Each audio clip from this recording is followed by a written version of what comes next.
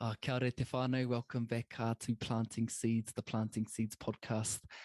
Stoked that you're here with us to share this space, whether you're driving or whether you're watching this here on YouTube. Got a very cool person who's going to be joining us to share his story, to share parts of the things that I feel would be of value to us here in this space. And we've been connecting quite recently. We haven't necessarily known each other for too long, but we've had a mutual friend that has sort of like created this connection. And I've just been very much so inspired by some of the things that he does share. And it definitely gets my thought processes thinking, but more importantly, helping me more connect. So, Brother Daoud, welcome. Peace, man. Thank you. Thank you. Man, and so happy to be here. Oh, bro, like you're in New York at the moment, bro. And I'm here in Aotearoa. So for those who might not necessarily be aware, bro, can you just give a little background of who you are? Sure, I'll try to keep it concise. Yeah. I mean, I think it's important. I'm the child of revolutionaries. So I'm born in revolution. My parents were very active with the movements that were here in the late 60s and 70s. The Panthers, the Black Liberation Army, affiliations with the Young Lords, just all that, that's what they were doing when I was conceived. Wow. And I was raised with that form of education and in that surrounding, very politically aware, very focused on, cooperative economics and uplifting community and empowering community and us relearning and knowing our true history and understanding what happened and how imperialism impacted all of us all over the globe. That's my early education. Wow. I focused on that a lot in life, surrounded as well by martial artists and who were training for revolution. That was their motivation. It wasn't for tournaments. It wasn't for whatever. It was for liberation. And a lot of my life, that's how I was brought into the world. It was my focus most of my life. And then when I turned 33, after pursuing for a long time, I got initiated into a healing art called Reiki. And my life changed after that. My awareness changed, my connection to spirit changed, my spirituality and my just awareness of ancestors and spirit and the similarities of what I like to call the organic cultures or the indigenous cultures all over the world. I just started seeing connections and pieces in all of it and just seeing how it's time to like put this puzzle pack together. So, through my healing work, I look to try to enlighten, awaken, inspire people. And then, how we are acquainted through social media and through different things like that. I'm just always trying to shine light on things and give a different perspective, to teach, to inspire, to liberate, to share truth. So my revolution became more focused on like our evolution. You know what I'm saying? Wow. Like us, instead of in the past, it was more about conflict and contrast. I realized like the best path is for us to find the love and the truth, and to reconnect like with who our ancestors were, you know what I'm saying? And the power they had and things that their legacy and reactivate that in ourselves to dissolve all the impact of colonialism and imperialism. That is really what's keeping us stuck. Like we're all powerful people, you know what I mean? It's just that most people have amnesia and don't know it. So I just became inspired to like try to push those buttons and ring those bells and hit those drums and wake people up, Wow. So that, I guess that's who I am. You know what I mean? I in a nutshell, like I went to school for filmmaking, I went to art school. So I was focused on being a filmmaker for a long time. I had a streetwear brand that was really successful, in that market for a number of years. I've done events in New York City and been part of the whole hip hop culture and party scene for decades, you know what I mean, with knowing a lot of influential people. But like as I did all those things, it all kind of funneled into focusing on being like doing healing work, you know what I'm saying, and doing spiritual work and using, I guess, the influence I've had in my life and all those things to kind of realize that the most important thing is that we have mental and spiritual wellness, 100. So yeah, that's the best way. I hope that makes, that was a concise introduction, but Right. that's the best way I can describe myself. And it's great to sort of like hear that too, because as we've just been connected for a short while, those are, parts of the things that I'm starting to sort of like feel into as well. And I guess, as you said, you shine the light, or, it's more so you sort of speaking truth. And sometimes I feel like a little bit, whether it's confrontation, whether I just feel like, whoa, that's speaking to something and I'm challenged by it. Like, is that part of the awakening process around you sharing things and how we interpret it or where we are in life? It's either going to have an impact or, help us think about things differently. Yeah, I realized like through my own healing journey, I grew whenever in nature, we evolve when we're uncomfortable. So, you know what I mean? If there's not discomfort, there's no evolution. Discomfort is what inspires evolution. You know what I mean? So, with my own path, as I was studying and reading things, the things that made me feel most, that challenged me the most, that made me feel the most uncomfortable, end up being the things that were the most empowering. And growing up with a father like my father, who's likes to challenge everything, like, any statement I made growing up, he was like, prove it. Where'd you get that from? Where'd you did it? You know what I'm saying? And it was like some stuff there's things we know intuitively. So we'd get into these really back and forth things because I'm just like, yo, I'm not gonna footnote it. I'm just telling you that I know this is true. You know what I'm saying? And he would really like challenge me. And it prepared me for the world in that way.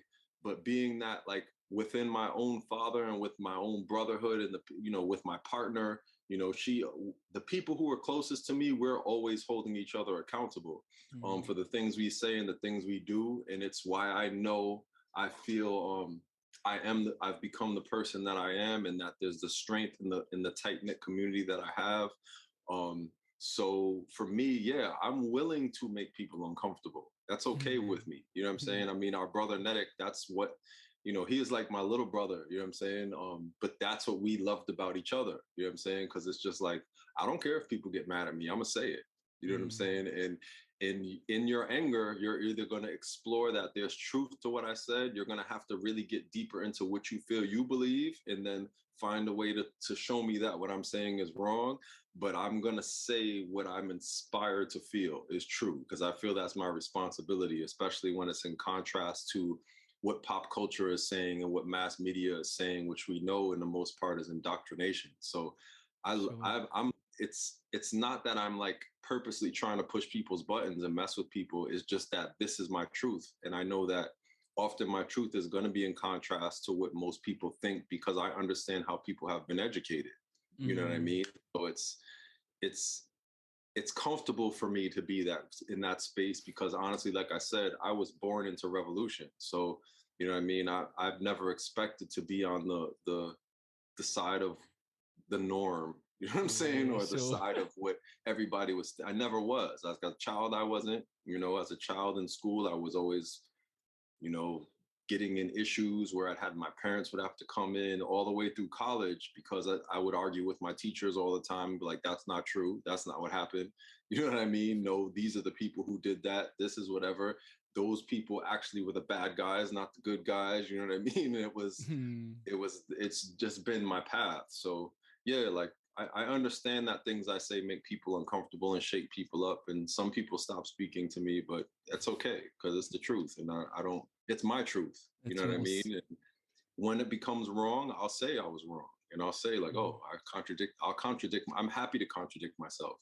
You know what I mean? And when people bring it up to me, they're like, oh, you didn't say that. That's not what you were saying before. And I'm like, yeah, because I learned, and I learned new stuff. But at the time, it was what I felt was true. And I'm going to speak. I'm just going to say it and put it out there until I find something different, But most of the time, that's not the case. So, but yeah, I know it causes discomfort at times.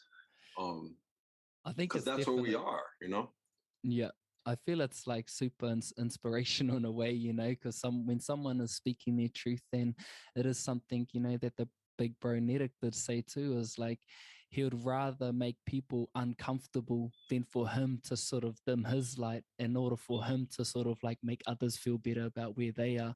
And I can hear that exactly around, the sort of style or just your truth and how that sort of like how you communicate that to others.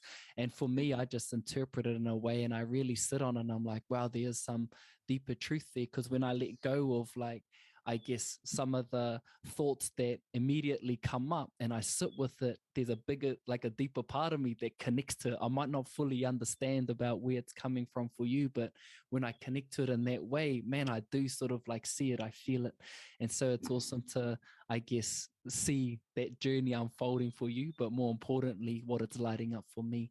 And you know, we've said our brother's name, Netic, you know, a couple of times, and very overwhelmed by the shock and the news with his passing. But to see his life being celebrated since then, it's been like it's been.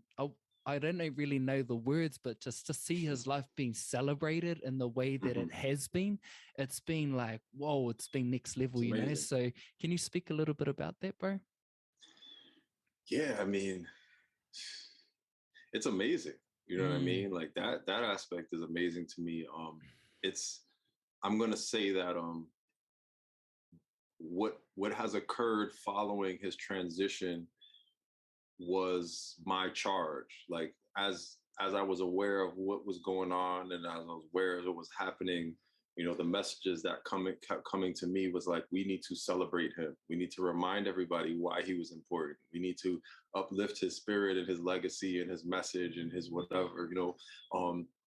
So like beautifully, I feel that like because of how strong his family is and how strong his soul family is, you know, we all made a point to not make this about mourning, to not make this about anger, to not make this about wanting revenge, to not make this about, you know, resentment or whatever, you know what I mean? Because that's not what he was about. You know what I mean? Like, I know because I know him well. When he's dealt with death, it wasn't a place of all those things. It was a place of celebrating the life of the person and joking about who they were and things of that nature. It was always lighthearted. You know what I'm saying? So it was like, even though, you know, there's going to be a missing of someone so powerful and so loud and with such a presence, you know, was very important. And I was so happy to see that community realized and decided to like, oh, we're gonna celebrate him. You know what I'm saying? We're going to celebrate and honor everything that he contributed while he was here and make sure it's acknowledged and make sure people understand why he was important to us and why what he did in his message, how it impacted us, what it did for us, which is what we're supposed to do, right? Like, that's the thing. Like, it was a very beautiful thing in a way, because to me, as again, talking about the remembering, my understanding, at least from the traditions I know about, is that is what the whole ancestor veneration is about. It's about celebrating this life that came to earth and the impact it did, and keep feeding that. You know what I'm saying? As opposed to talking about the void left. There's no void. It becomes part of the whole. You know what I'm saying? It becomes part of our collective story. And now we can take the best part and activate those things that we were inspired by, you know, and walk with that stuff and hold that stuff. I feel like he became bigger and more powerful in death. 100. You know what I'm saying? And it's beautiful. It's a really surreal and beautiful thing to experience. That's definitely shifted. It's shifted things for me. You know what I mean? It's greatly shifted things for me. And getting into the idea of spirit and consciousness and the soul, and are we just understanding that we're bigger and more than a body? You know what I'm saying? And you know, all these things that are discussed in very theoretical conversations. That's right. You know, to experience it in reality. You know what I mean? To see that so many people were being visited in dreams, and so many people talk about hearing his voice, and so many people, you know, like there were so many surreal things that took place even for me the day before and the day of his transition, in regards to seeing signs and getting messages and wondering what it was about, and then this happened and being like, oh, okay, that's what all that was. You know what I'm saying? It's just really, it's really interesting, man. You know, It was so it's been beautiful. It was beautiful to see it all unfolding, bro. You know, just seeing all of the ways you were celebrating his life and, you know, his brother, and just all of the amazing gatherings in different parts of the States. You know, there was one in New York, I believe there was one on the West Coast, or, you know, and there was just like all of these cool stories like popping up. And for me, it was definitely the first time seeing something like that sort of Mm-hmm. unfolding. And, you know, just sort of like think about the impact that he had on, like, I only knew him for a short while too, but boom, just the impact and just how much he spoke to his truth, and seeing that sort of unfold was just like incredible. And what a way, he wouldn't want anything less. Nah. And it's crazy because like I don't feel like he's gone. Mm, So it's you know what I mean. Again, I feel like this is we're living in a transformative time, and these things are happening that are transforming us. You know what I mean? sure. Like that's the best way I can describe it. As we're living in the world, reality is shifting around us. You know what I mean? The way things have occurred isn't what's happening now. It's like new ways and old ways are resurfacing, but the previous norm that's being dissolved. You know what I Yeah, I mean? feel that. It's beautiful. You know, it's uncomfortable, but it's beautiful at the same time. You know. Yeah, it's just the rise of whether it's the consciousness. But another thing that you did say, it's just people are starting to, I guess, really see just how important our old customary practices are in today's Mm-hmm. modern age. And even here in Aotearoa in New Zealand, Mm-hmm. there's a massive renaissance in our traditional ways, and we're now celebrating our Māori New Year, and it's like actually a public holiday, you know. So these That's things are starting beautiful. to shift and change, which is been super inspiring for people who are Indigenous, for people who are Mm-hmm. Maori, and now seeing it, like, I never really knew about these things growing up, but now my son is going to know it to be normal. Right. So he's already going to be plugged in to that Mm-hmm. understanding. Yeah, and it's beautiful. And like, you know, what's interesting is I will say, at least for me and a lot of people I know, like what's happening there is inspiring all for everyone else. You know what I Mm. mean? Because it is, I feel like the way the culture of your homeland is being expressed and embraced, um, it's not the same everywhere else. Like there is still of a subtle celebration, like just the, you know, it's the boldness and the out loudness is kind of what we need right now. Like it's not time to celebrate our stuff in quiet. Like we're gonna be in your face.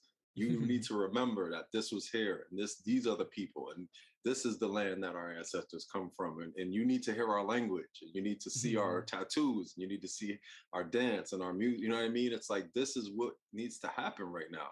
Wow. So like I'm always in great admiration. You know, I look forward to visiting one day, but I'm in great admiration because it's stirring for me. You know what I mean? Like I love watching and seeing and listening and being like, wow, like that's amazing. You know what I mean? It's so That's powerful. cool. Well, we look forward to hosting you when that day definitely comes, Daoud. I know another way that you like to express, bro, is like you just love to, like, when I think about a mosh pit now, bro, I'm just gonna like have you in mind because you're just like Oh man, I fully in love it, that. you know. Like, talk about the Yeah. mosh pit experience, bro. Oh man, I mean, so that's kind of like, you know, again, when I was younger, I had friends who had a hardcore band. So I used to go to like the legendary club CBGBs and all that stuff, and you know, in high school, and I was into that stuff. But I've always been a dancer. You know what I mean? I've always loved to dance. Growing up in New York City, the time dancing was a war. The at least the circles that I moved in, dancing was a warrior expression in the most part. Like it wasn't just easy. Like you couldn't go into clubs and be dancing and you think you're just safe because you deal with jealousy, you deal with the other guys who they're Ah, mad because their girlfriends are paying attention to you. So it was like to be a dancer was a warrior space. You know what I mean? And it was an expression in that way. Um, there was always battling, you know what I'm saying? It was always this it wasn't really, I mean, it was about fun, but for me and for a lot of my peers, it was about getting that aggression out and expressing that spirit, you know what I mean? Showing your heart kind of on the outside, you know what I'm saying, in that way. So the mosh pit is just like a supreme expression of that, you know what I mean? Like the mosh pit is when you just get to be wild. Like that's why I love it. It's like a free space where I can go crazy and it's fine. You know what I'm saying? I can push everybody, I can throw people, I can jump off the stage on people, I can just throw elbows and whatever. And it's like I'm at home there. Like I love it so much. And the music that Netic, you know, made, that's it spoke to my soul in that way, which is a big part of how we connected. You know what I'm saying? And I was at every show and I was in the middle of the mosh pit, you know what I mean? And then ended up getting the title mosh pit general, you know what I'm saying? And that's kind of Yeah. like, you know, a lot of people are like, when I think of that band, I think of you, because you are always there, like, you know, kind of leading the charge in that way. But what it is, it's an expression, you know, it's like, to me, the mosh pit is very similar energy to what, and I'm gonna, the haka, right? That's your, Yeah, that's right. to me, it's that. It's like you showing your fierceness. You know what I'm saying? You're showing your spirit. You're showing that you're not afraid and you're willing to be in that space and express in that way. That's what it does for me. You know what I'm saying? It feeds that for me. Wow. So yeah, like that's why you see me going crazy in those spaces. Like, you know, if there is footage or whatever, that's what it is. You know what I'm saying? And then I have certain brothers that I used to train with, and sometime in the middle of the mosh pit, we would just start fighting. You know what I'm saying? Like, we were known for doing that too. You know, Yeah. but that's that's why I love it. It's a safe expression of warrior energy. You know, in a space where people are agreeing, and you can exchange that with other spirits, you know what I'm saying, who also need that expression, because I feel like warriors need that, you know, like people who have warrior energy need to fight, you know what I mean, like that's, you know, you don't feel good if you're not fighting. And in society nowadays, we don't have healthy outlets to do that. That's right. Most of us, like, if I lived in a different country with different politics, I would have definitely been in the military or been a police officer, without a doubt. I wanted to, but I just couldn't get with the politics. I couldn't justify, you know what I mean? But that's what I dreamed about the most being a kid, was that, you know what I mean? And then I was just like, yeah, but I can't, I'm not for this. Like, I'm not going to do it in the name of this thing. You know what I'm saying? So then you have to find other ways. And it's usually sports. You know, sports is an outlet, or like things like mosh pits, or, you know, martial arts. But I do feel like it fills that void that once, of a space that once existed with people who needed to express that energy, or were of that energy. Traditionally, it was celebrated and it was understood, and you had your times and places where you could do that stuff. You know what I mean? And again, the mosh pit is the safe place to do that. But it is, man, it's quite like you can feel into it. It's like that primal energy. Yeah, you can just sort of like be in it. You're in that space and you're just like fully, you know, like as you said, you're in that space of just fearlessness, and you're just ready for whatever unfolds. But more importantly, you're just there in your own masculine, I suppose. Yeah, exactly. Just being wild. Like, you know, you can be ferocious. Like, that's like truly just like, rah, you know, you know what I mean? Like, where else in life do you get to really be like that?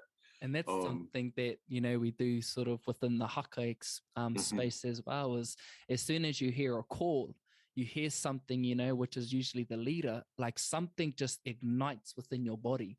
It just turns on just without any sort of like preparation. It's there. And it's when you get to express it, you get to use all these hand movements. You're just able to express in that space. And it's just so much energy that's in us that just tends to come out, and you always just feel so like great afterwards. But it's such a great thing to have, I guess, with us as Indigenous, and those things that our ancestors used to do. But me thinking about some of the other things that you do you have like a mental process, or do you have something that helps you prepare, whether it's in fighting, whether it's in doing mosh pits, or whether it's doing Reiki? Do you have a way that gets you prepared for the things that you step into? I mean, I historically did a lot of meditating. Right. And to the point where I don't do it as much because I can access that space. So for me, it's about being present. When I'm working with someone energetically, you know, doing counsel or healing space, like when I used to teach, I'm doing martial arts. Like, I love riding fixie bikes. I don't know if you're familiar with them, but like, I ride a fixie through New York City, and that's a crazy thing as well. But you have to be present. You know what I'm saying? So it's like fully present in the moment, so that you can respond in the best way possible based on what's happening right now. You know, I try to step away from letting retrospect and information feed the things I do, and more so inspiration. Wow. You know what I mean? Because I feel like that's the most pure way. You know what I'm saying? If you're always referencing then you're not necessarily present to what's happening. You're trying to compare it to something that's Something happened else. before and put it in that box, and that gets in the way. That's a very imperialist Western way of being. You know what I'm saying? It's like you have to constantly, it's like in Western education, generally it's not your ideas that you have to prove. You have to base your idea based upon what the theory and the agreed reality is, and then reference that to show and prove what you're saying, as opposed to saying like, this is what I've observed and this is what I feel is true.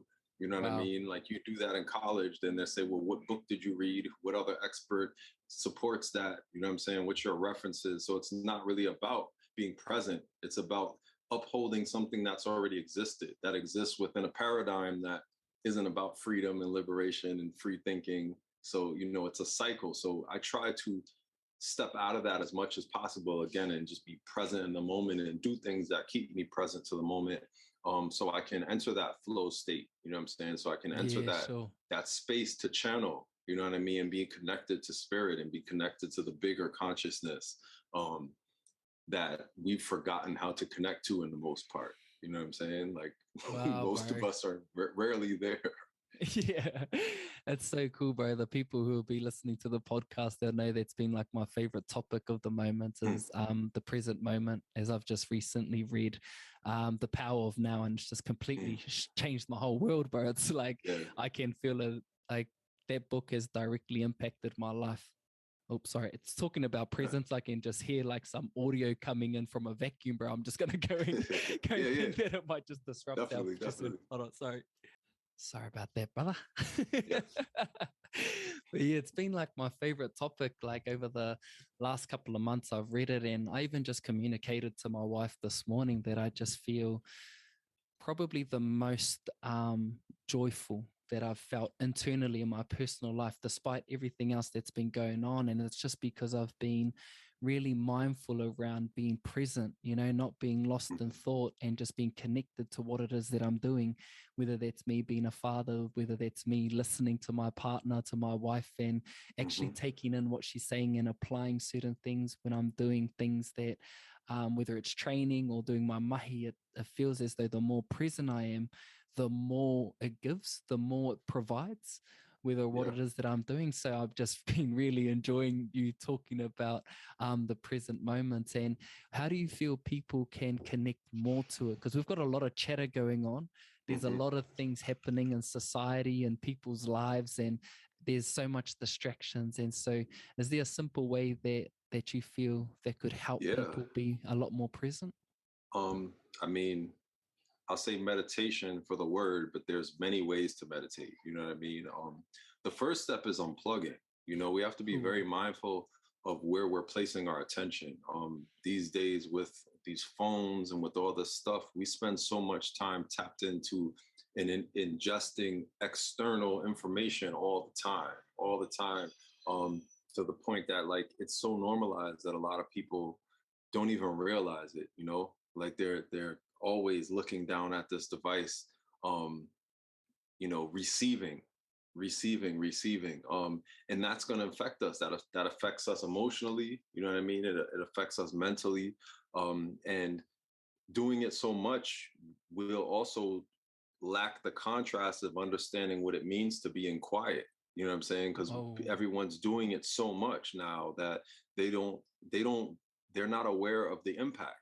So a major thing that I try to suggest to people is like, and you'll hear a lot of people say this, but a few hours after waking up, a few hours before going to sleep, try not to engage with any external stuff. Like, don't pick your phone up. You know what I mean? I mean, if you have business, you can look really quick to see if there's something pertinent, but don't get into scrolling and looking through everything if you don't have to, so that you have time to be with yourself. You know what I mean? To reflect on how you're feeling in the moment, like based on just being present, like not because you just saw some meme or because this article or because whatever. It's like, this is how I'm feeling right now.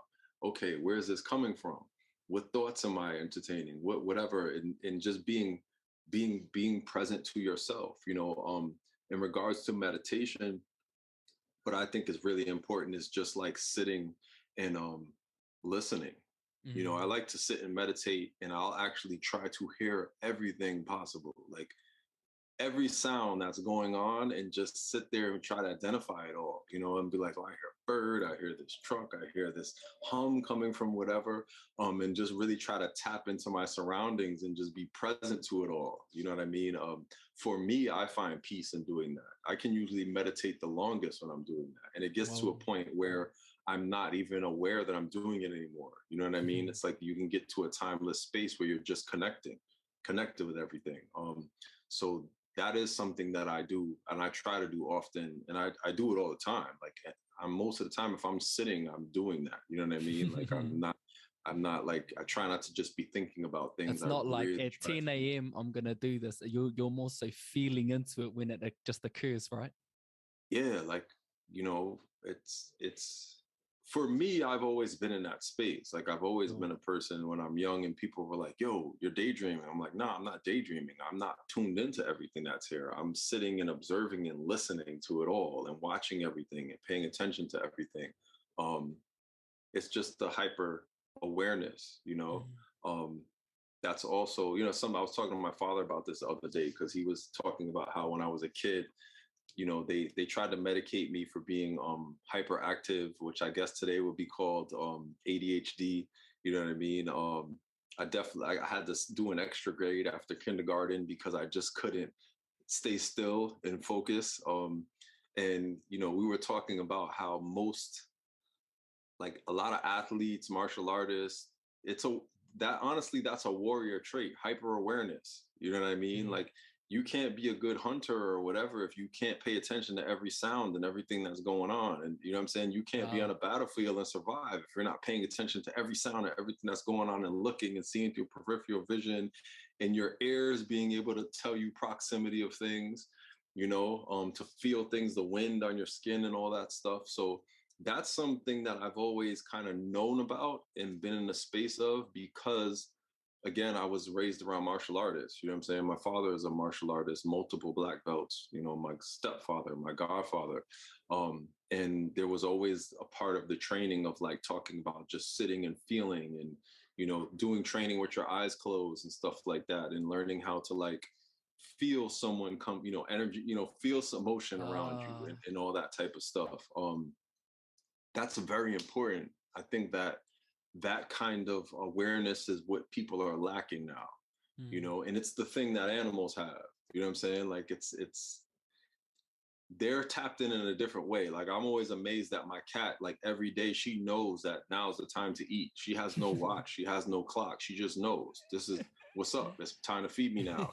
You know what I mean? And like I'm just like I always like, how do you know? You know what I mean? Like I'm assuming it has something to do with the sun or some kind of, I don't know, but she knows, you know what I mean? And you know, it's the same way certain animals know when it's time to migrate and travel, and they, you know, there's certain birds, they return to the same place every year and all that kind of stuff. They're tuned in a different way, you know what I mean? And that's something that if I think back to being a kid, like I left New York City when I was 5 and came back when I was 12. But those times that I was gone, I was living in very rural places, like with woods and all that. I used to spend a lot of time in the woods by myself as a kid. And, you know, I would just wander and I would always find my way back. I wouldn't get lost, and it was always instinctual. It was just like, I think I was supposed to go this way. You know what I mean? Like, this is the way back home. And I'd find my way back home just on feeling, like listening. You know, that happened to me not too many years ago. I did like a medicine ceremony, and me and his brother walked off into the woods talking, and we weren't paying attention. And we were walking for like 2 hours, and then we stopped and we're like, oh, like, where are we? You know what I mean? It was it was a strange forest. We both weren't from there. We like went to this place, and we just had to stop, and like we just started walking back, and it was like, I think we should go this way. I think we should go that way. And we found our way back, you know what I mean? But without any landmarks, without anything, it was just like the feeling, you know? And like, yeah, that's what, like the bigger knowing, you know what I mean? The connection that we lack nowadays, which is why, like, you know, the fishermen in the past and all that stuff, you know, they could, or the travelers, they could navigate from island to island on canoes and just do all these things. It was like there was a different connection. It was a bigger thing, you know what I mean, than dependent on these devices that we depend on now, which I really think are like, you know, not to use this word offensively because of, but like it retards us. You know what I'm saying? Mm, We're being diminished in a lot of ways, you know, by our wow. dependency on these things. So yeah, again, you know, this was a long-winded answer, but I try to tell people to minimize their dependence as much as possible, and try to experience life without devices, without technology, you know, for Mm. multiple hours a day. You know, I really feel like that's important, you know. Oh, sort of like unplugging to like just to plug back in almost, eh? Exactly. You know, and I like how you said that you don't, I guess, consciously need to meditate at a certain time or at a certain part of your day, but you sort of like just fall into it when it sort of Hmm. presents itself to a more, I guess, rhythmic approach where you are more in a Yeah. flow state, because that's something that I feel the present moment has allowed me, because I back in the past I'd do all of these certain things to sort of get me into a certain state or into a certain vibration. Whereas Hmm. when I'm in the present moment, it doesn't take much for me to get to that state that once took me, you know, a few Right. things to get to.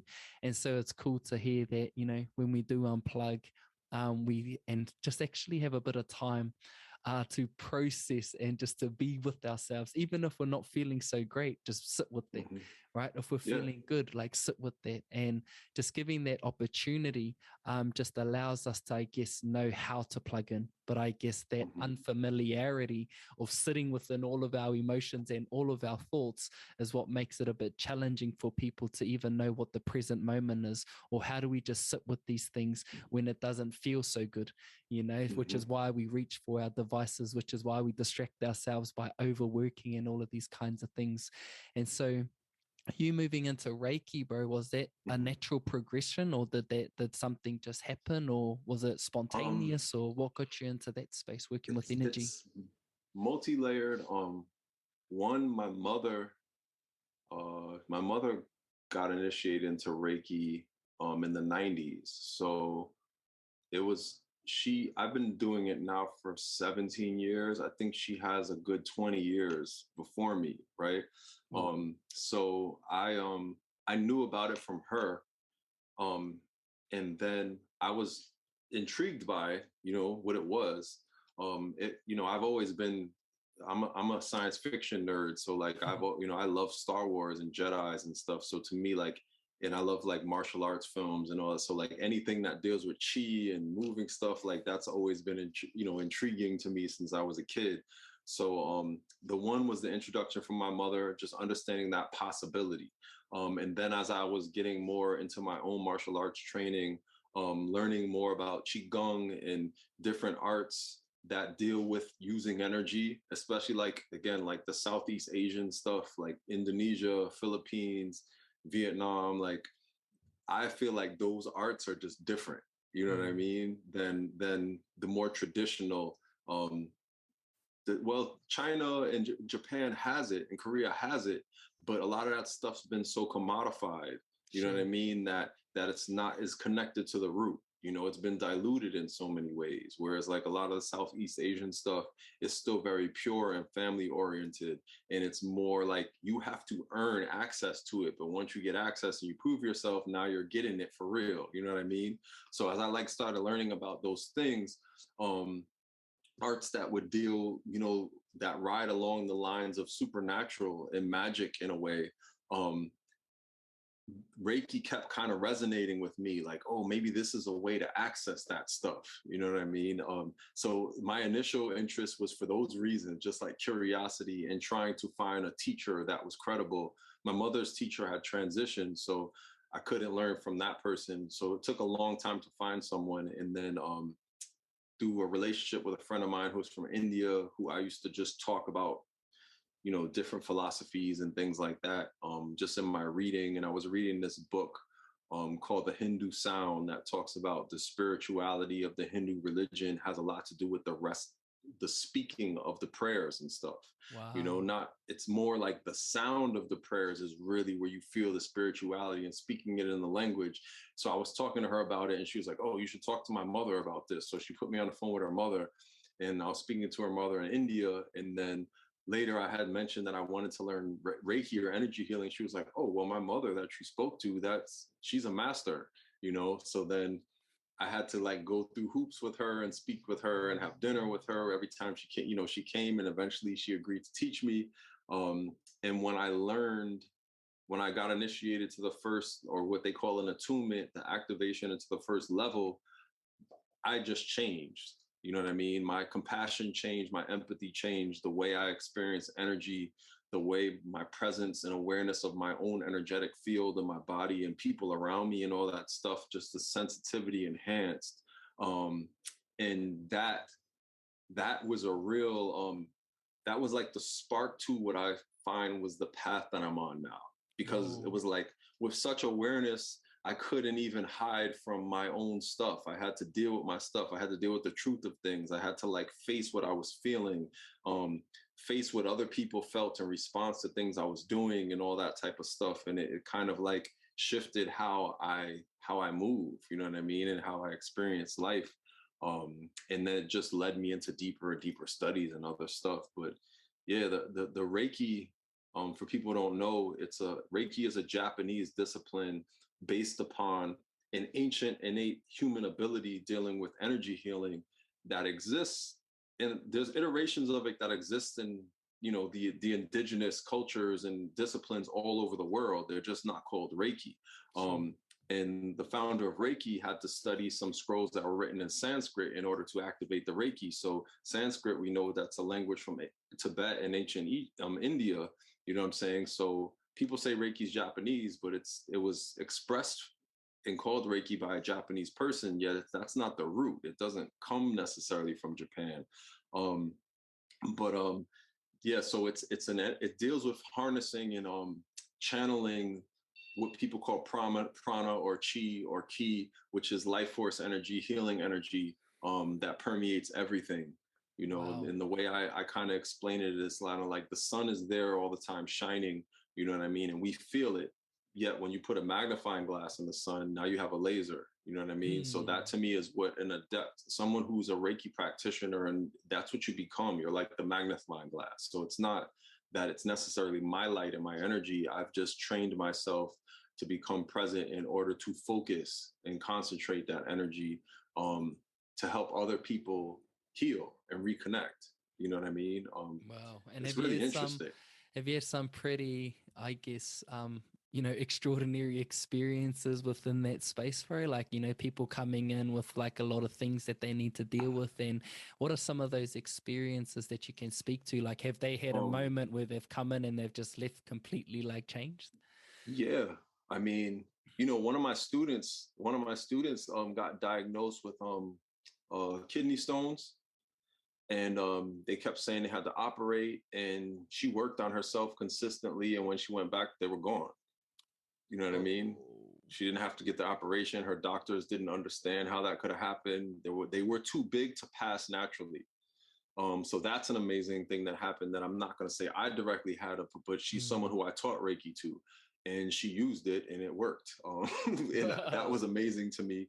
Um, the These days, the aspect of Reiki that amazes me, I'll say, is doing distance and remote work. I've been doing a lot of work with people all over the world with Reiki. From I'm here in Brooklyn and they're in Sweden, or they're in Spain, or they're in England, or Oh. they're somewhere else, and it's it's really amazing, man. You know, it's like a meditation. It's connecting. You learn once you get to a certain level in Reiki, you learn how to do this distance work, and you practice. And I've been doing it a lot, especially because of the pandemic.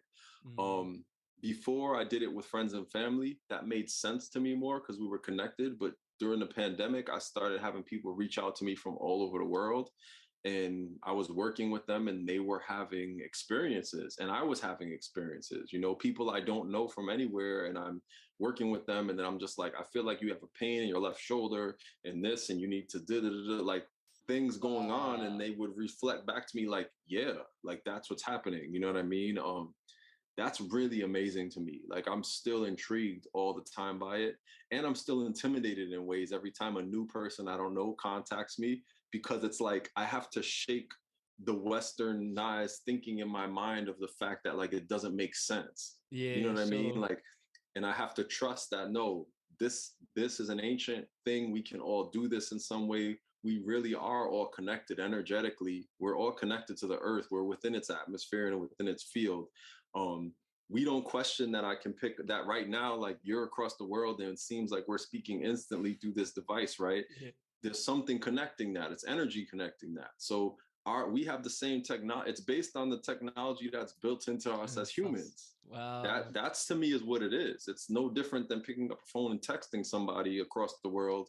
If I understand how to become present and they're in a state where they're, to be receptive, yeah, stuff happens, and it's really amazing. I mean, I have a lot of stories of things that happen with Reiki and with healing and stuff that happens for people, but the most intriguing aspect for me these days is doing distance work, like remote work. I just find it amazing.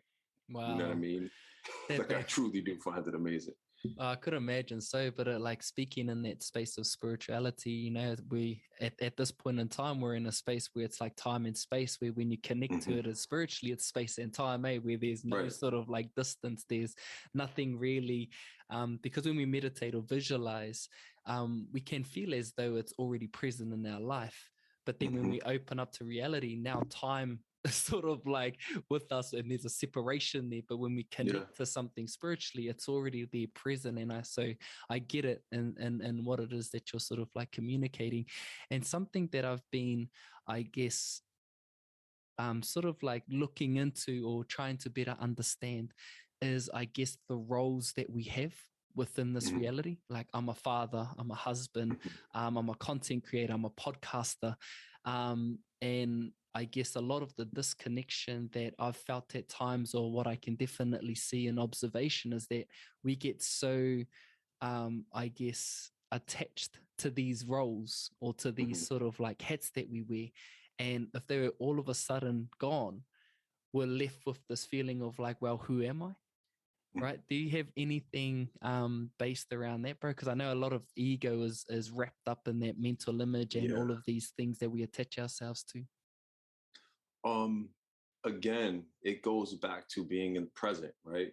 So it's like the way a lot of people parent is I'm a father, I'm this age, I've had these experiences, I have this information, you're a child, I'm going to impress upon you what I believe you're supposed to know based on if you're a boy or you're a girl, based on what our family is. And a lot of people parent in that way. You know what I'm saying? I don't believe that that's the way. I think that we get caught up in that way, and that's your ego. You know what I'm saying? For me, then it goes back to being present. You have a child, a baby can't speak. So when a baby is crying, you have to become present. You have to sit there and be like, I need to figure out what is going on with this child. Let me feel, let me observe, let me look. And you start to figure it out. Oh, when they make this noise, it's because they want this. When they do, you know what I'm saying? So it's like, to me, that is the space to remove ourselves from imposing what we believe our title is upon things, but more so understanding what the situation demands from us. Like, what's the best way to step up in this moment? What is the best thing that's going to work for this moment, as opposed to like, well, I want it to work this way, and that's what a lot of the problems in relationships and in parenting, in work, in creativity, and in artistry, people fall into stuff when they're like, well, this is how I think it's supposed to be, and people are supposed to like my song because this is what I like, and whatever. They might not like it. So you have to sit and think to yourself, like, is it really about, what am I trying to do? Some people are just creating to express themselves, and that's fine. You know what I mean? Then you make whatever you want and you do it, and people who like it. People who don't. I always created art to teach. So for me, it was like, if people aren't responding in the way I intended, then I need to go back to the drawing board, because I made this painting, or I made this short film, or I wrote this song, or I did whatever because I had an idea and I had a feeling I was trying to express, to inspire something in people. And if that's not what's happening, then I didn't meet my mark. So I need to go back and look again and figure out, like, what did I get wrong? What did I not do?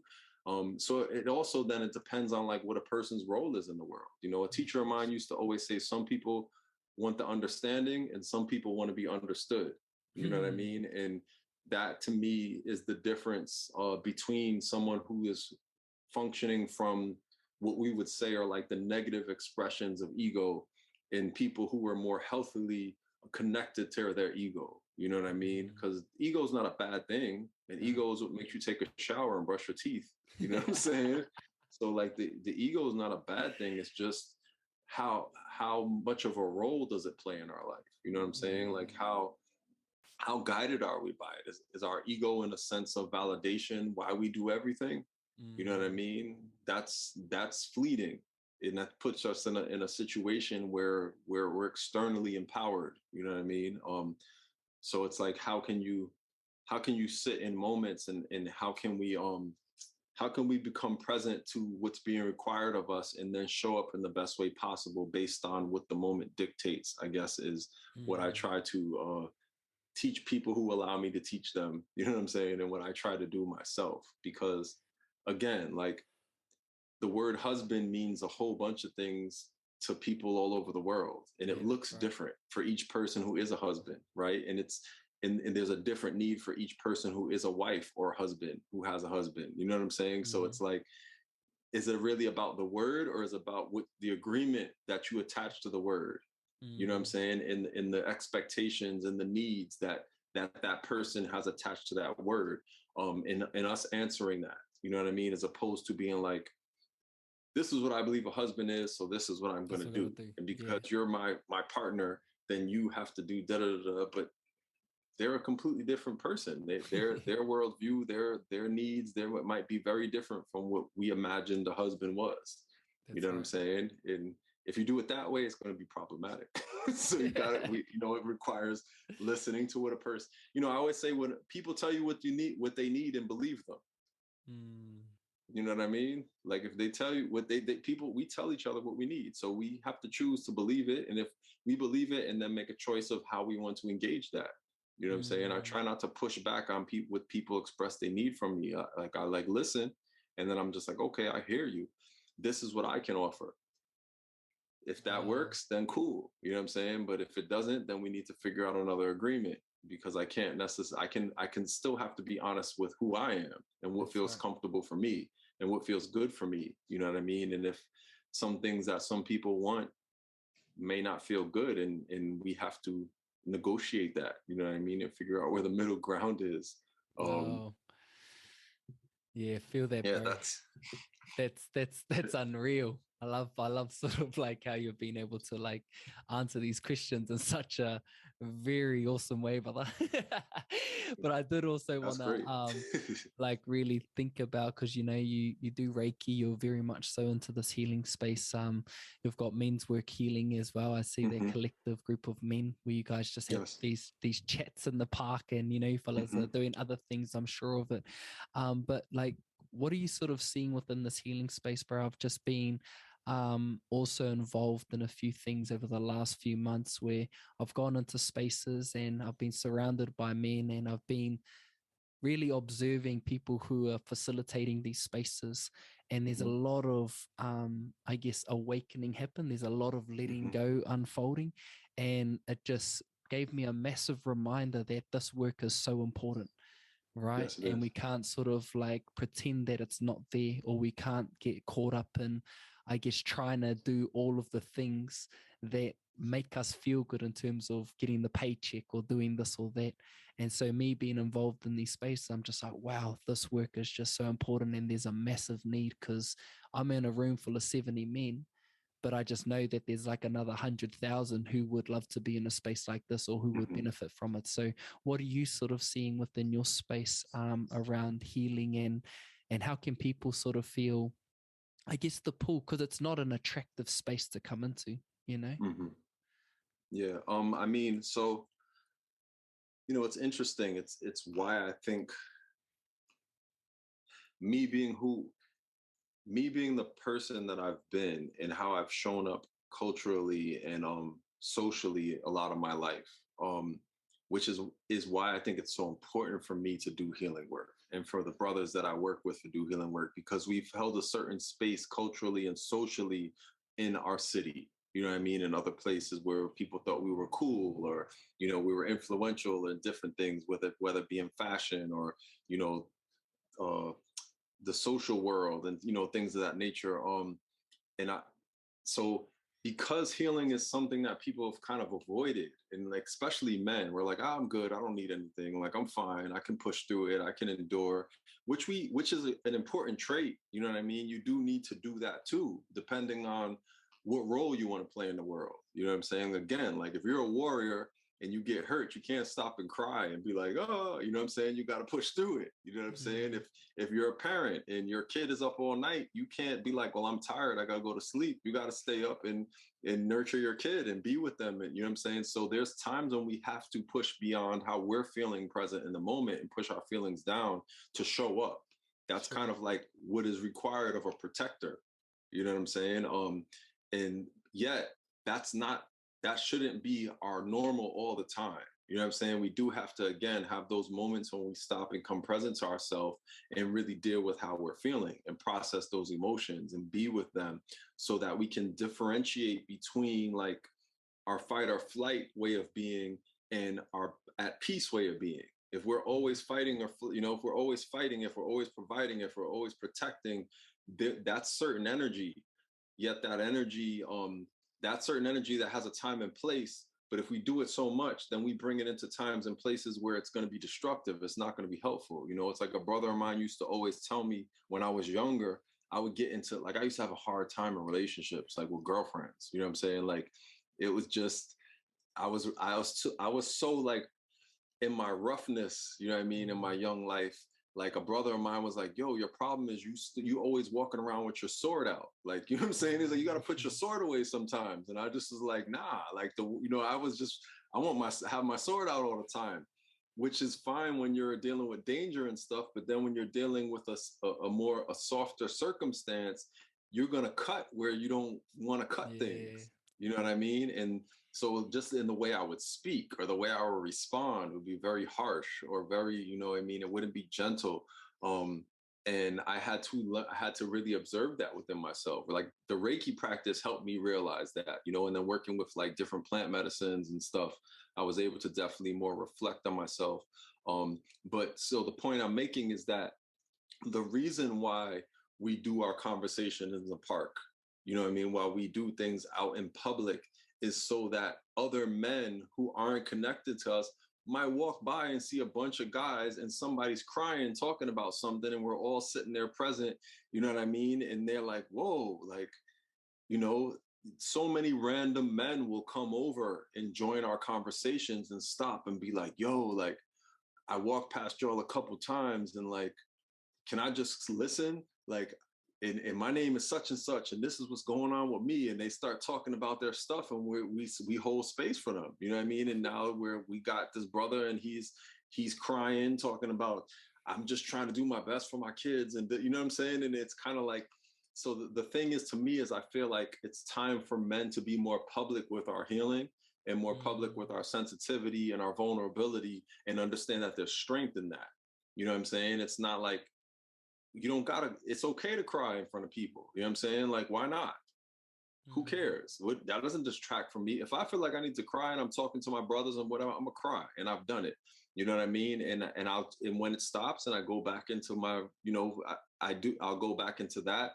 But the point is like understanding that like it's all part of who we are, and we can't heal if we don't face those things. You know what I mean? Then we turn to alcohol or something like that. We turn to sex and womanizing and finding other ways to like suppress the bad feelings that usually lead to destructive behaviors. You know what I mean? And we know that that's been the case. You know what I'm saying? Especially for those of us who come from cultures of people who've been oppressed, you know what I mean, and colonized. You know, we suffer a lot with finding ways to cope. You know what I'm saying? So it's like we have to find healthy ways to cope, you know, that don't destroy us. You know what I'm saying? And that actually allow us to transmute and push through these feelings and become real with shame. You know what I'm saying? And become real with like shame, with regret, you know what I'm saying, with being afraid, with feeling intimidated, with feeling disappointed, you know what I mean? Like feeling inadequate, like whatever it is, like if you're feeling it, you got to let it out and talk to about somebody, because you'll find that more people can identify with it than not. And now you don't need to feel ashamed, because like, oh shit, you feeling that too? Oh, I didn't know that. Like, you know what I'm saying? And have someone else be like, yo, man, like I've been through that. Like, I know what that feels like. You know what I'm saying? But it's okay. It's part of the process. And in the world we exist in, especially from those of us from certain cultures, that's just the reality. You know what I mean? Like, you know, that I know for me, like I used to be ashamed when I was younger of just knowing that my ancestors were defeated. You know what I'm saying? Like that was a real thing that hurt my heart. Like I was ashamed. I'm not gonna lie. Like there was a shame. Like, yo, like I'm part, like we lost. You know what I'm saying? Like to these people. Like how we lose to these people. Like that's like really feeling that way. Like, how is this possible? Like, how could these people defeat my ancestors? I don't understand. Like, you know, and that was a shame I had and then I had to like lean into it, express it, and talk about it. You know what I'm saying? And study history a little bit more and talk to other people and then understand like what that was about and forgive. You know what I'm saying? And accept and understand. And then that I left that. I don't feel ashamed anymore. You know what I mean? Because I realized what happened. You know, but if I didn't face the shame, I wouldn't take time to really get into the psychology and understand what happens when you have people who lie and people who live in integrity. The people who live in integrity are always going to lose to people who lie, because there's nothing that they won't do. You know what I'm saying? Like it's like if I move by, if my way is about my word and looking you in the eye, and if we're gonna fight, we're honest about we're gonna fight. If we make a deal, this deal is real. If we would do whatever, if that's how I move, the person who can lie and cheat, they're always gonna defeat me, because I'm vulnerable, because they're you know what I'm saying? So it's like when I understood that, then the shame went away, because I'm like, oh yeah, that makes sense. Like more honor. You know what I'm saying? That's just what it was. But it's like I'm using that as an example because for myself, that was something that I had to navigate and get past. You know what I'm saying? Because it really bothered me. I felt disempowered in the world. You know what I'm saying? I felt like a loser. Like, you know what I'm saying? Like I'm walking around speaking these other people's language, and you know what I mean? Like it's a real thing. Like, you know, so understanding that for me, like that's the bigger picture, but for each individual just living in life, it's that, you know, in what way do we feel ashamed? In what way do we feel inadequate? In what way do we feel whatever? We need to talk about those things publicly with other men out loud to understand that it's not just ourselves. And then also so that we can start now figuring out ways to heal ourselves, which really is usually forgiveness. It's just letting go of things. You know what I mean? It's not being stuck in the past, being present to the now and celebrating. Even now I celebrate because I'm like, yo, I'm here, I'm healthy, I'm good, I'm all these things, despite all the setbacks and things that could have made me be another kind of person. You know what I mean? Like looking at the endurance, you know what I mean, and the perseverance and the ability to still thrive, even though there were so many forces set in place for us to not be where we are right now. You know, like to not like that. You can see, but this drum, like, you know, this is a Native American drum. Like there was a time in this land where it was punishable by death to have one of those. You know what I'm saying? Like that's real. That was a reality. So to me, to have one and to be able to go outside and hit it, there's an overcoming about that. Like, you know what I'm saying? It's understanding what that really means. You know what I mean? That if it was up to certain people, I wouldn't have one of those, but they weren't strong enough because I have one. You understand what I'm saying? There still remain people who knew how to make them. Because if it was up to them, there would have been nobody left who knew how to make those things. But they weren't that good. So there's people who still know how to make them. So to me, it was like, I need to look at that type of stuff. That's where my focus is. And with my healing work, that's what I try to do. And in our men's circles, that's what we do. It's like, let's not look at what's wrong. Let's see how we overcame this thing. You didn't kill yourself, right? You know what I'm saying? You're not you're still here standing. So there's something in you that's still strong that wants to keep pushing. Let's feed that. Let's uplift that. Let's look at that. You know what I mean? Because there's a lot of people in similar situations who have given up. You know what I mean? So we have to celebrate our ability to again to overcome. Wow. And that's how I try to speak about healing, so that it becomes a more courageous process, as opposed to a lot of people think healing is something for people who are weak, you know what I'm saying, or who are victims and they're crybabies and they're whatever, you know what I mean? And so we have to change the perspective. You know, we have to change the conversation. We have to make sure that the men who are perceived as strong, who are courageous enough to be vulnerable, step forward in that vulnerability courageously, so people be like, oh, he's crying, but I thought he was, you know, and it's like, I'm still that, and I'm willing to cry because that's the emotions that I'm feeling right now, you know what I mean? Yeah, it's a Man. lot, you know, it's a lot, but that's the kind of work that we're looking to do, to make this stuff all, you know, to just put it out there. No more hiding. You know what I mean? No more going in the corner and licking your wounds. Like we got to be naked. You know what I'm saying? Like we got to show ourselves. We have to be courageous and bold and step forward and loud and say how we feel. You know what I mean? Because not doing that is just detrimental. We practice suppressing. You know, We've become good at it. too good at it. And I think just You the know. whole concept of just doing this kind of work in public is, man, that's incredible, man. Like, you know, being able to, I guess, facilitate and be in space like that so openly and publicly, because like you said, there's not much examples of that. You know, usually you got to go to events and you can sort of like, you can do your healing, but at least it's in that space for it. But now doing it in public, it's sort of just open it up, and like what a statement that is. And you're so right, when you see people who may be perceived as someone who is strong and courageous in society, and they sort of like showing up in this space and being completely vulnerable. You're seeing like, you know, gang members, you know, breaking down and things of that nature. It does start to change how you start to view what a man is, you know, or who we are, or the divine masculine and the feminine. All of these kinds of things are just starting to, I guess, be revealed.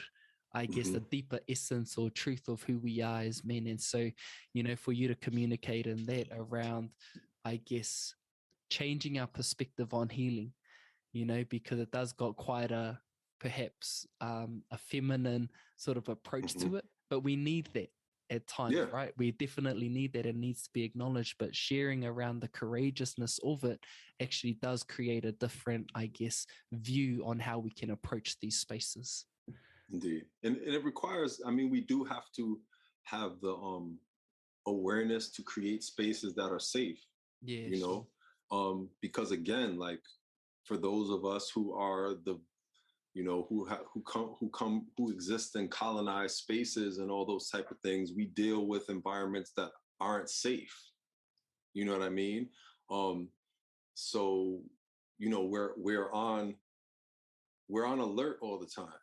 You know what I mean? Like I know, like growing up in New York City, you know, I had to appear a certain kind of way to be safer than if I didn't appear a certain kind of way. You know what I mean? Like you have to be tough, you got to be hard, you got to move a certain kind of way. You have to be fierce, you have to be quick to respond. You know what I mean? You have to be aggressive, or else you were going to be a victim. You know what I mean? And so when you're dealing with a reality like that, to show any kind of something that's perceived as weakness it's not safe. It's truly dangerous. You know what I mean? Like, so that's a reality that I acknowledge. I won't diminish that reality, but it's like, that's for out in the world. Fine, I get that.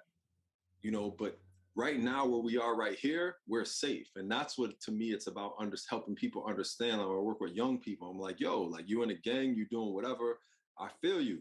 I was doing the same stuff when I was your age. It's kind of unescapable when you live certain places. You know what I mean? Yet understand that you can, if you can survive up until a point, you can then choose what kind of reality you want to exist in.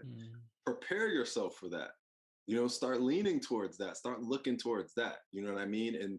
And finding spaces where you can be safe and you can put all that stuff down, you know what I mean? And be the person that you would have been without all the traumas. It's like, how can we reconnect to the self that we are outside of our defense mechanisms? You know what I mean? And understanding that. And that was that's a lot of the work I personally did. So that informs the work that I do, especially with men living in urban areas or living in certain things, because I had to do that. You know what I mean? I remember the difference of being a kid and the world was safe and fun and la la la and ice cream and candy from the store. And then it became like, if I walk on the wrong block, I might not go back home that day. You know what I mean? Because I reached a certain age where I was no longer viewed as a kid. Now I'm the enemy. You know what I'm saying? Now I'm a threat, whether it be to police, people who think I'm going to rob them, or my peers, people who look like me, you know what I mean, who don't know me. And that was a constant through my teens and 20s, maybe into my low 30s. You know what I'm saying? Like, that was real. And it was all the time. It didn't turn off. You know what I mean? There was no break from it. You know what I mean? So we get into these ways of being to survive that. And in order to heal, though, we have to understand the difference between what's necessary for that and then who are we without that. You know what I mean? If that makes sense. And that's, again, that's scary for people, and it's hard because those things, those ways of being are why most people are still alive. You know what I mean? Who have to endure those spaces. So to put it down is like, it's like Superman going to a planet that the sun doesn't give him superpowers anymore. Like, you know what I mean? Like, in that way, it's like, you're now just a mere mortal. Can you be a mere mortal? Can you be naked and feel safe? And so that's like, I guess that's a long way but that's a lot of what we're focusing on doing with other men. It's like, let's create this space where we could be safe. And I think why it's been effective is because the brothers that I work with, the reality is the demographic we're dealing with, they respect the work we're doing because they don't perceive us as soft or hippies or like, some more effeminate type men. They respect us as men who are strong and quote unquote masculine and warriors or martial artists. So then it's like, oh, okay, if you can have this conversation and be this way, then I can too. You know what I mean? Wow. And that's why I think that's why I know it's important for me to do this work. You know what I mean? And why I feel like it's been effective, because it gives people permission. Like, I mean, I can think about when I was younger and I had certain teachers who tried to tell me certain things, but the way I perceived them was as like they were nerds, you know what I mean? Or they were like whatever. So I'm just like, you a nerd. Like, I'm not gonna listen to you. You're not out here in the streets doing stuff. You know what I'm saying? Like, you know what I'm saying? That's not your reality is not my reality. But then I remember having someone who did do all those things speaking to me, and then it became different because it's like, oh, you actually get it. You understand. You know what I mean? So I can listen to you. And a lot of people traditionally who are in healing spaces aren't necessarily the type of men that a certain demographic of men who will be considered the more masculine, or some people like to use word alpha males or whatever. They weren't the type of men that those kind of men are going to respect. Respond to. Yeah, wow. So it's like, for me, that I feel like that's who I'm doing the work for. You know what I mean? It's for that. It's like why I've always like loved working in schools that were like detention schools, or working in youth prisons, or working with, because to me, it's like, I know I can connect with them. You know what I mean? Like, I can be like, yeah, anything y'all did, I probably did it too, or my friends did it, or whatever. So there's no like intimidation, or there's no like me bleeding heart, but like, oh, your life is so hard. It's like, so what? We're going to go through these things. What kind of life do you want? What are you going to live into? Because all that stuff happened and it's happening. That's great. You know what I'm saying? Meaning that, like, it's not an excuse, because you got to live. You know what I mean? And that's like how I've always dealt with those young people. Like, I hear you. It is hard. But guess what? Like, you're 15 right now. Where you want to be when you're 30? Because if you keep doing that, I know a bunch of guys who are 30 that are doing the same thing you're doing right now. And most of them, I believe, you don't really have too much respect for them. You know what I'm saying? So do you want to be that guy? who's still hanging around the high school, you know what I'm saying, in his 20s or 30s? Or do you want to be this, you know, you want to have another possibility? You know, it's again, I think it goes to us understanding what our calling is. That's right. You know what I mean? That's the reality. Like, we all have a calling. There's something that we're all qualified to speak to, that if we're present to it, we can answer that call and be very effective. You know what I mean? And then in another space where we may not be effective because we don't have the experience, the life experience, or we're not, our life and our stature and our way of being doesn't qualify us for that. So then it's also knowing that too. Like, no, I'm not going to touch that because I don't, you know what I mean? I don't understand that. I don't know what that's about. That's not my experience. I can't really speak to that. Maybe I might know somebody who can, but I'm not going to take it on because I'm not, you know. Wow.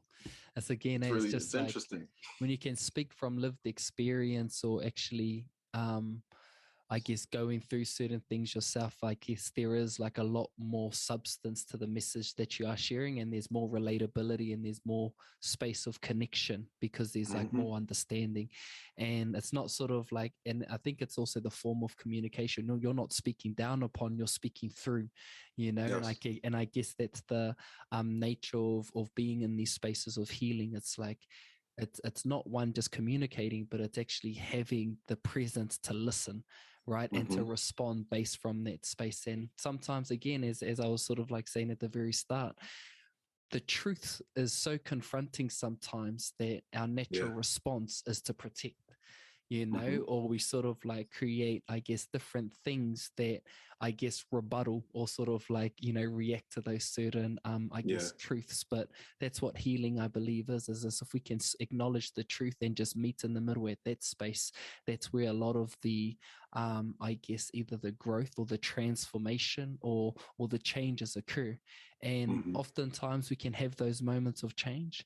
And I think when we go back into our realities or go back into normality, that's when we actually start to not necessarily see it straight away, but we start to recognize moments where we implement that change. And that's a process in itself. So not one is a getting in the door, getting into these spaces and receiving, but now it's the implementation of the things that you're learning, because your life is still the same, like your conditions are still the same.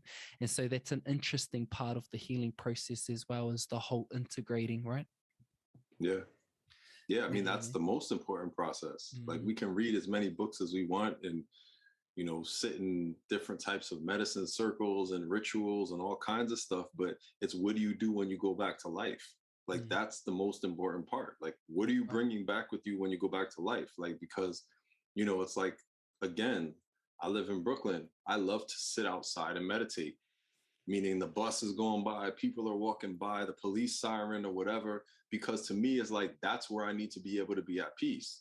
If I go sit in the woods and quiet and meditate, what am I doing? That's different, but that's not, you know what I'm saying? Like, I could do it, but the reality is this is my environment. So I need to be at peace in my environment. You know what I mean?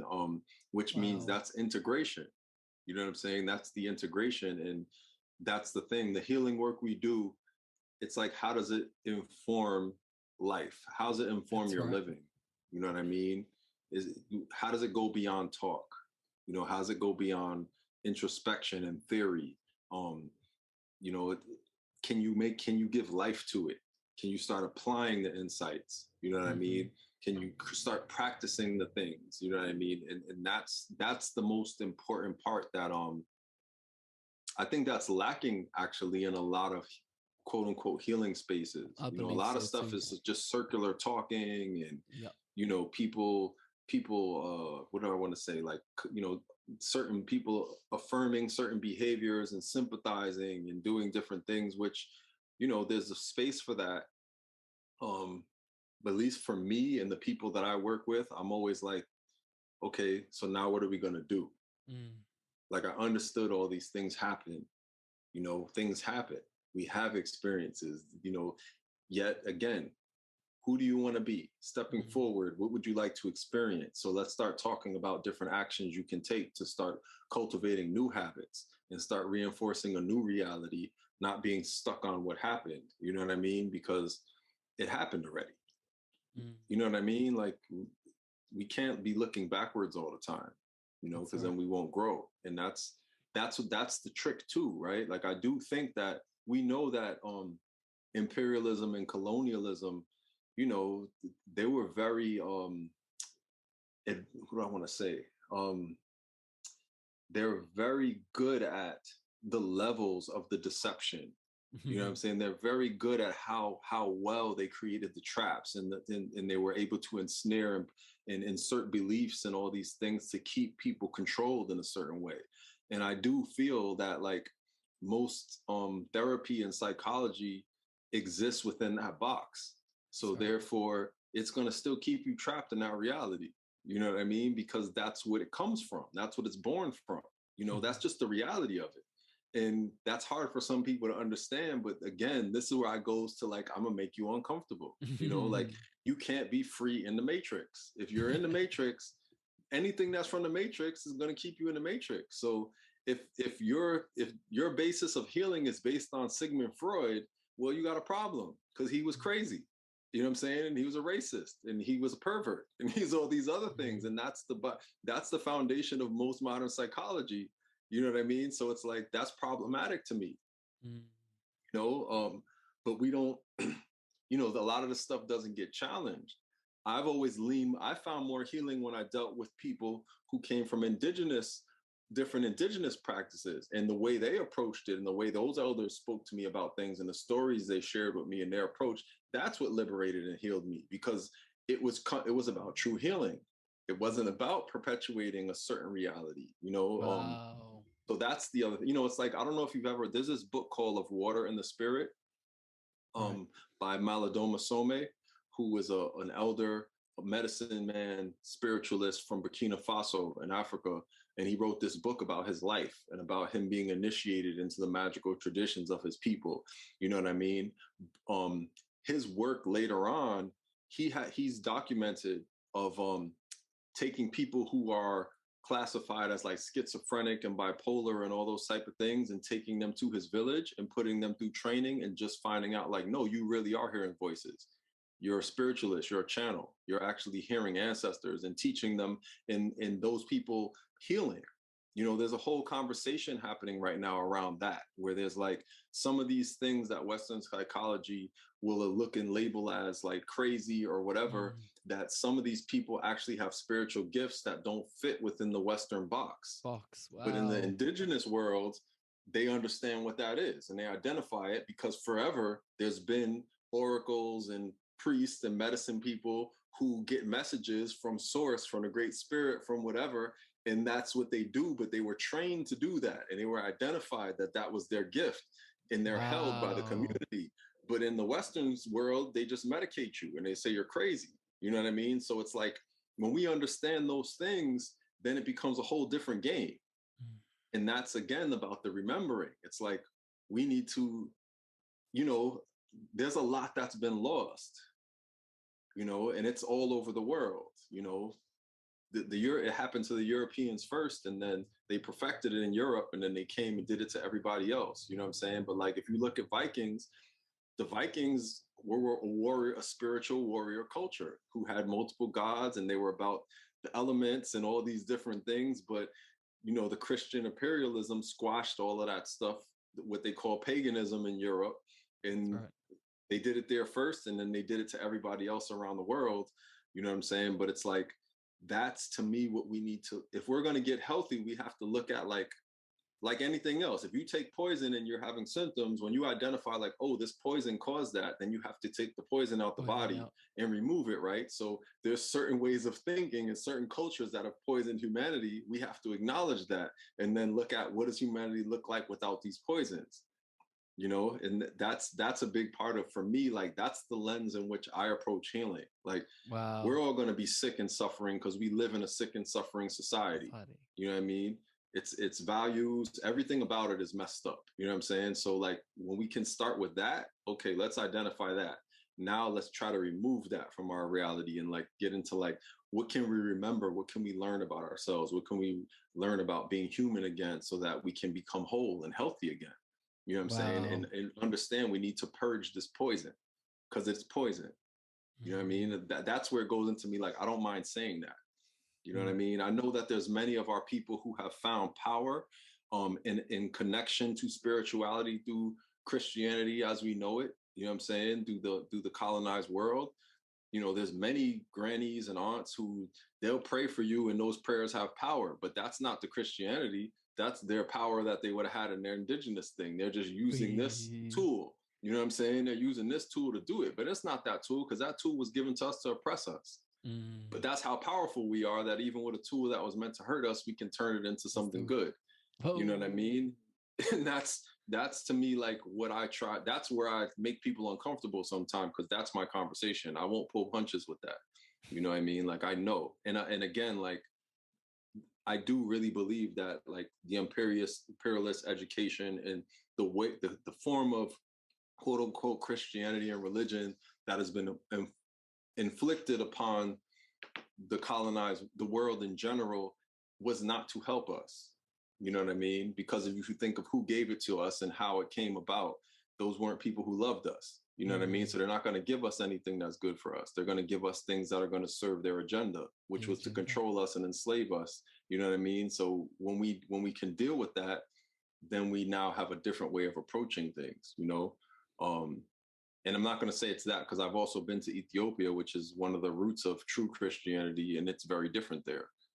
You know what I mean? The way their Christianity shows up in Ethiopia, they're in church playing drums, and the women are going, la, la, la, la, la, you know what I'm saying? And it's ritual, and it's completely different. It is not what we know in the Western world, which I also think is why Ethiopia was never colonized, because they couldn't use it as a weapon against them, because they're like, what are you talking about? We're Christians. That's not what it is. You can't trick us with that. We know what it is already. You know what I mean? Like, it's very interesting. But yeah, man, like that's a lot of the stuff that, again, like I'm all about getting rid of the stuff that don't work and that's not healthy for us, whether it be food, whether it be ideology, whether it be beliefs, you know what I mean? And in realizing that like we are in a spiritual war, we are people under attack by a small group of people who have an agenda, and we must embrace that reality to get well. You know what I mean? We can't ignore that and think that like, yeah, they did all this stuff, but the way they educate our kids is for their good. Really? Wow. It comes from the same system. You know what I'm saying? Like the food they give us, even though it's in boxes and it has all these chemicals, it's for really? Because they poison us other ways. So you mean that they care? You know what I mean? Like that's wow. That's the way I try to think. Like it's all I don't trust nothing that you're giving me. Like nothing that they give us. I don't trust none of it. I'm like, I don't want any of it. I don't trust any of it. You know what I mean? You don't care about me. You don't love us. You don't care about us. You care about the money you make and your control and your power. So therefore, anything given from you, from y'all, you giving me it, it's to control me. Whoa. It's to weaken me. You know what I mean? It's to enslave me. Yeah, man. That makes people uncomfortable. But it's like it's true, you know, like I can sense the truth in it too. And now I'm just like, I just had an interesting conversation with a friend as well who's really just stepping into food forest. You know, he's now got his own lands, you know, up north in the North Island. He's got his like little tiny home. He's got like this food forest going on. It's on his partner's family land. And he just works full time, just sort of developing, planting trees, all of these different things. And he's actually using a framework from this god here, which is one of our gods, which is Tane Mahuta, who's the god of the forest. But that's when he walks into the forest, he's sort of like, he's looking at how the forest is interacting and he's replicating that to what he's creating in his own land. And so, you know, he's someone who sort of suggests too, it's like, you know, if you're eating food, you know, from elsewhere, it's detrimental to the land. It's detrimental to your own health because it's authentic and it's not enriched with all of the nutrients that if you're to get it from somewhere that's grown locally, you know. So as you're sort of speaking to that, I'm just reminded of the conversation that I had with them, because again, it's about unplugging to replug back in. So everything is coming back into that whole conversation too. But Daoud, it feels like, you know, we've had like an amazing session together, bro. I've just really enjoyed sharing space with you, and my cup just feels like it's just full because I've just learned so much just by taking in some of these things that you're sharing in this space of presence. And yeah, just want to say like a genuine thank you with a lot of love, not with what you've shared, but also just celebrating our brother Netic and the thing that yeah, just the person that he was, but the spirit that he is, you know. And it's just been great to have his energy in here with us as well, bro. So just want to acknowledge that, but also just want to give it over to you. I feel like we just scratched the surface, bro. Like there's only so much that can happen in this short window. But we can do it again, bro. Would love to do it again, because we didn't even touch on the health side of things. You know, you're the pizza hunter and all. Like we've got heaps of other things that we can talk about, bro. So I'm just glad that we had this little introduction, because I would love to keep this something that I feel would be great just to keep going as well. So just want to give it over to you. Just want to give it over to you, bro, if you have any final words to share, just to wrap us up. I mean, yeah, like in my healing work, what I find most people are challenged with is that at a very young age, due to socialization, they stop listening to themselves. You know what I mean? So the key to our liberation, the key to healing, the key to being well is tapping into your intuition and trusting it. You know what I mean? Allowing it to guide you and not settling for what's not good enough. You know what I mean? Like, do what's good enough. Eat what feels good. You know what I mean? Pay attention to your body. Pay attention to the people you're around, and how do you feel when you leave them? Do you feel tired or do you feel empowered? Do you feel energized or do you feel depleted? Like getting back into paying attention to these things. It's really important. I think now, especially, you know, it's key for us to really be aware, hypersensitive and aware of how things are impacting us. You know what I mean? Because I do think that it's going to get a little bit crazier moving forward in regards to things that can threaten our health and our mental health and all that kind of stuff. So we have to have a very strong inner compass and inner guidance in order to navigate this. You know what I mean? Because this is where we are. You know what I mean? This is where we are. And you know, all the craziness we're seeing happening in the world that feels oppositional,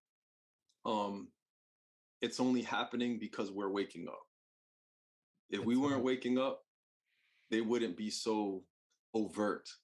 But that's desperation that we're seeing. You know what I'm saying? So, you know, understand that this is where we are waking up to ourselves. You know, the children are great. They're empowered. They can see. The youth are questioning. Just like you said, your son is born into these cultures. You know what I mean? So he's going to have that. That's going to be a very different way of being. You know what I mean? So, yeah, I'm excited. You know, don't allow yourself to fall for the traps that it's doom and gloom and that, you know, everything is terrible, because that's a trick. The universe is balanced. So there's always just as much as love as there is hate. You know what I mean? There's always just as much, there's always light and there's always dark. The difference is that all you need is one candle for the dark to dissolve. You know what I'm saying? Yeah. So that's the way I look at things. And, you know, I'm excited and I want to keep having these conversations. And I think that it's amazing that we can connect across the waters like this. You know what I mean? Because all the, you know, it's like there's prophecies of that, right? The Rainbow Tribe, like, you know, all the people finding each other, you know what I mean? Wow. So we can collectively remember. That's what's happening now. Like, I think that's what needs to happen, and that's what's happening. So it's beautiful, man. And you know, I'm excited to learn more. You know what I mean? I'm intrigued by your people and your culture. I want to learn more as well. Beautiful, you know what I'm brother. saying? So, well, we'll have that time to connect. And again, bro, just, you know, thank you so much. And we'll definitely be doing it again, brother. Big love. Appreciate you. Peace. Cheers. Indeed. And thanks to everyone for tuning in. More coming.